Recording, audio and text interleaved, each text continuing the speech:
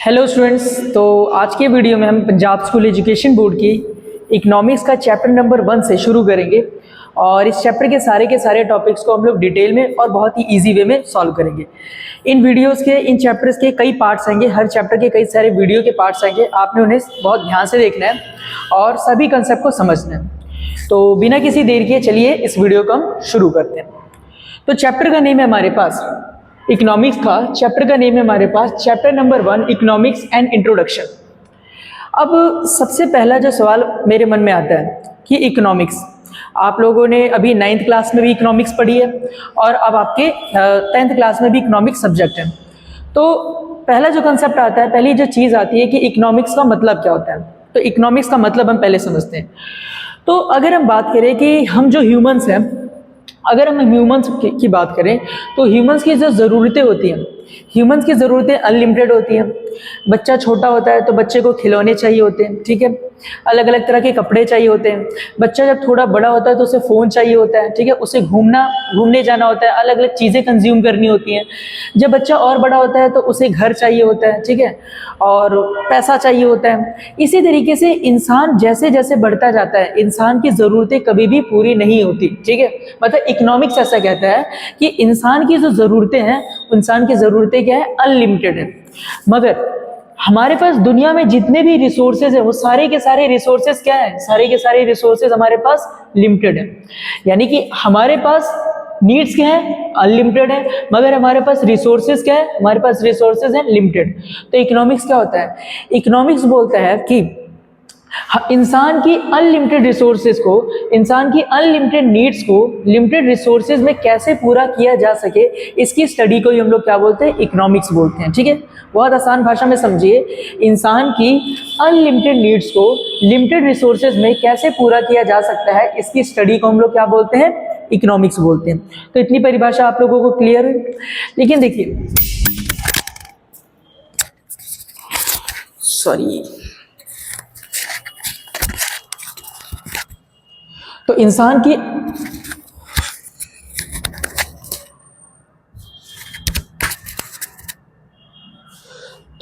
की needs unlimited होती है, ऐसा कौन कहता है, ऐसा इकोनॉमिक्स कहता है, ठीक है।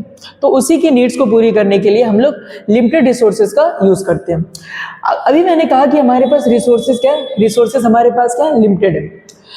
क्योंकि देखो हमारे पास पानी भी लिमिटेड है, ठीक है, फ्रेश वाटर की अगर हम लोग बात करें, हमारे पास फॉरेस्ट भी लिमिटेड है, और हम जितनी भी तरह के कोयला, पेट्रोलियम, जितने भी तरह के नेचुरल रिसोर्सेज का यूज़ कर रहे हैं, सारे के सारे रिसोर्सेज हमारे पास क्या है, लिमिटेड है।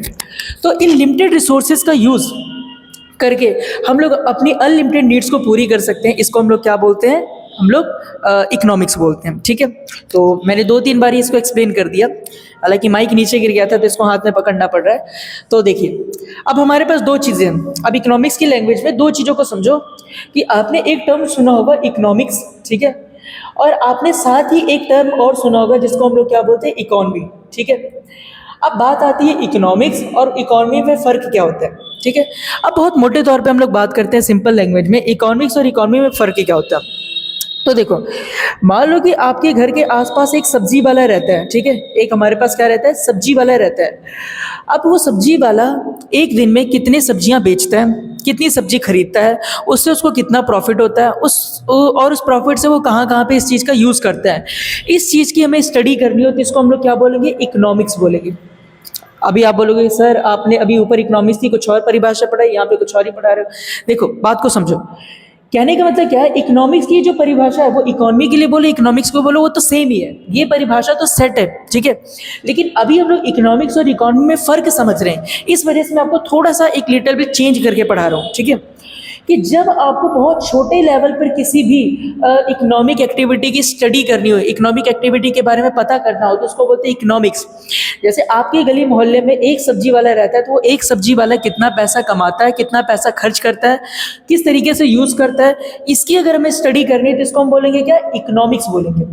मगर मान लो कि देश के अंदर टोटल कितने सब्जी वाले हैं और डेली बेसिस पर कितना पैसा अर्न करते हैं, कितना प्रॉफिट कमाते हैं, कितनी सब्जियां बेचते हैं, उसकी हमें स्टडी करनी हो तो उसको हम लोग क्या बोलेंगे, इकोनॉमी बोलेंगे, ठीक है।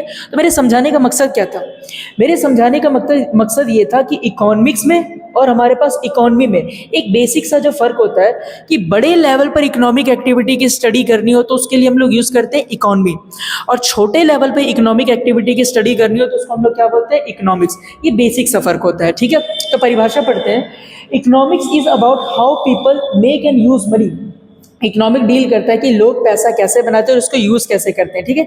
ये डेफिनेशन है, लेकिन मेनली जो मैंने आपको समझाया वही चीज थी। इकोनॉमी क्या होता है, it is about the entire money system of a country. पूरे देश की जो पूरी की पूरी मनी सिस्टम है उसको हम लोग क्या बोलते हैं, इकोनॉमी बोलते हैं, ठीक है।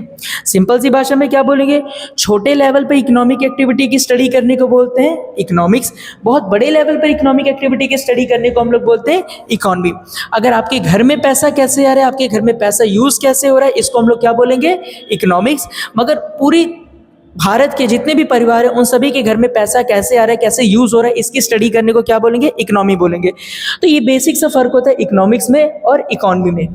यहाँ तक अभी तक आपको क्लियर हो गया होगा। तो एक बार यहाँ तक रिवाइज करें तो क्या आएगा, इकोनॉमिक्स का मतलब क्या होता है, बहुत सिंपल लैंग्वेज में अगर किसी भी इंसान को नहीं पता है तो आप क्या बोलोगे, आप बोलोगे कि इंसान की नीड्स होती हैं अनलिमिटेड, मगर हमारे पास रिसोर्स क्या होते हैं, लिमिटेड। तो अनलिमिटेड नीड्स की, इंसान की अनलिमिटेड नीड्स को लिमिटेड रिसोर्स में कैसे पूरा किया जा सके, इसकी स्टडी को हम लोग बोलते हैं इकोनॉमिक्स।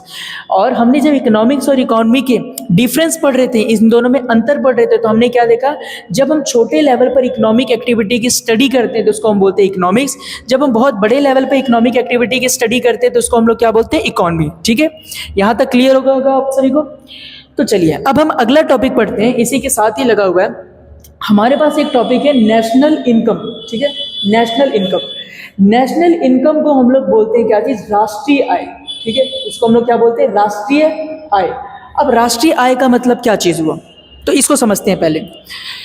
तो बोल रहे क्या है, national income is the total monetary value of all final goods and services produce with in a country. बोल रहे क्या, नेशनल इनकम का मतलब ये होता है कि एक देश के अंदर टोटल कितने गुड्स और कितने सर्विसेज का प्रोडक्शन हुआ है, ठीक है। एक देश के अंदर कितने गुड्स और कितनी सर्विसेज का प्रोडक्शन हुआ है, किसमें, एक देश के अंदर एक साल के अंदर, ठीक है। तो क्या बोल रहे हैं, एक देश के अंदर एक साल के अंदर कितने गुड्स और कितने सर्विसेज का प्रोडक्शन हुआ है, ठीक है। इसको हम लोग क्या बोलते हैं, इसको हम बोलते हैं नेशनल इनकम, ठीक है।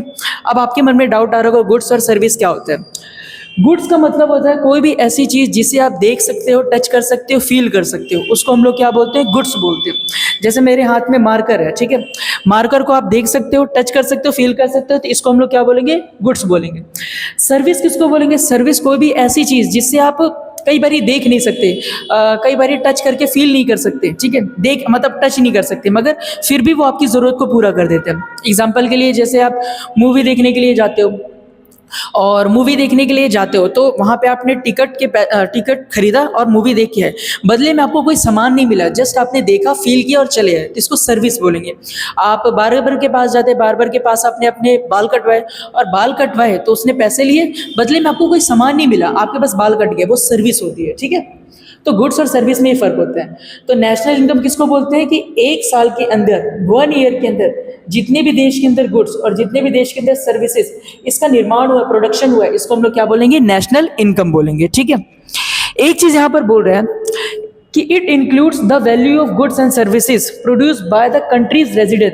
देश के निवासियों के द्वारा, मतलब देश में जो रहने वाले लोग हैं उनके द्वारा जितने भी गुड्स और जितने भी सर्विसेज का प्रोडक्शन हुआ है, सिर्फ वही काउंट किया जाता है किसमें, नेशनल इनकम में, ठीक है।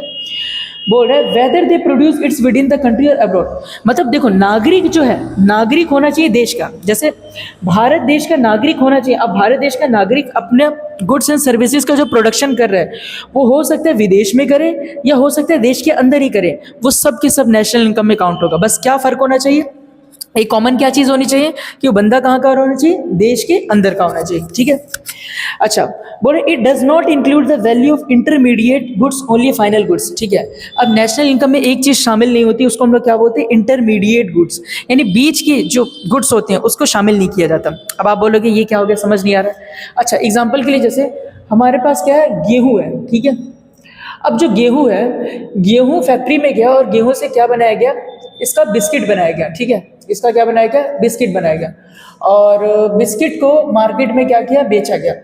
जब ये गेहूं था तब इसकी कीमत थी 20 रुपए, और बिस्किट जब इसका बनाया गया तो इसकी कीमत होगी 40 रुपये, मगर जब मार्केट में बिका, आपके पास आया, तो इसकी कीमत होगी 60 रुपये। तो नेशनल इनकम कह रहा है कि नेशनल इनकम में बीज की वैल्यू नहीं शामिल होती, यानी कि बिस्किट के 40 रुपये नहीं काउंट हो गए, गेहूं के 20 रुपये नहीं काउंट हो गए, एंड में जो कीमत आई 60 रुपये, ठीक है, ये 60 रुपये नेशनल इनकम में शामिल हो गए। अब आप बोलोगे बीज की वैल्यू क्यों नहीं शामिल हुई? अरे देखो ना, गेहूं की 20 रुपये और बिस्किट तैयार हुए 40 रुपये, 20 + 40 60 रुपये टोटल करके आया हुआ है ना, तो बीज की वैल्यू की 40 रुपये को नेशनल इनकम में काउंट नहीं करेंगे। समझ गए बात को? तो अभी तक हमने यहाँ तक के टॉपिक को समझा। तो एक बार अगर हम रिवाइज करें तो इकोनॉमिक्स का मतलब क्या होता है? ह्यूमन की नीड्स क्या होती है? अनलिमिटेड होती है, ठीक है, मगर रिसोर्सेज क्या होते हैं? लिमिटेड होते हैं। तो अनलिमिटेड नीड्स को लिमिटेड रिसोर्सेज में पूरा करने को हम लोग क्या बोलते हैं? इकोनॉमिक्स बोलते हैं, ठीक है। इकोनॉमी और इकोनॉमिक्स में फर्क क्या होता है? छोटे लेवल पर इकोनॉमिक एक्टिविटी की स्टडी जब हम करते हैं तो उसको हम बोलते हैं इकोनॉमिक्स। बहुत बड़े लेवल पर इकोनॉमिक एक्टिविटी की स्टडी करते हैं तो उसको हम क्या बोलते हैं? इकोनॉमी बोलते हैं, ठीक है। फिर हमने क्या देखा? नेशनल इनकम देखा। नेशनल इनकम क्या चीज होता है? कि एक देश के अंदर एक साल के अंदर, ठीक है, देश के निवासियों के द्वारा, ठीक है, जितने भी गुड्स और सर्विसेज का प्रोडक्शन किया गया है उसको क्या बोलते हैं? National income. नेशनल इनकम में एक चीज शामिल नहीं होती, वो क्या होती है? इंटरमीडिएट गुड्स, बीच की वैल्यू नहीं शामिल होती। ये जैसे गेहूं था, गेहूं 20 रुपये में था शुरुआत में, फर्स्ट स्टेज पर, जब उसका बिस्किट बना तो 40 रुपये का हो गया, मगर जब मार्केट में आया 60 रुपये का हो गया। तो ये जो बीच की वैल्यू है इसको हम लोग शामिल नहीं करते हैं। तो अभी तक हमने इन टॉपिक्स को समझा, ठीक है। अब नेक्स्ट वीडियो लेक्चर में हम लोग क्या करेंगे? इसके आने वाले जो नेक्स्ट पार्ट है, नेक्स्ट टॉपिक्स है, उसको समझेंगे। तो यहाँ तक अगर आपको किसी भी तरह का डाउट हो, किसी भी तरह की प्रॉब्लम फेस हो रही हो, तो आप कमेंट बॉक्स में कमेंट कर सकते हैं, और इसके नोट्स जो है, इसकी जो PDF है वो सारी आपको मिल जाएगी, और पूरे 10th क्लास का सिलेबस आपको करवाया जाएगा। अगर आपके फ्रेंड्स हैं तो उनको आप वीडियो को शेयर कर सकते हैं, चैनल को लाइक कर दें, सब्सक्राइब कर दें। तो मिलते हैं नेक्स्ट वीडियो में, तब तक के लिए थैंक यू वेरी मच।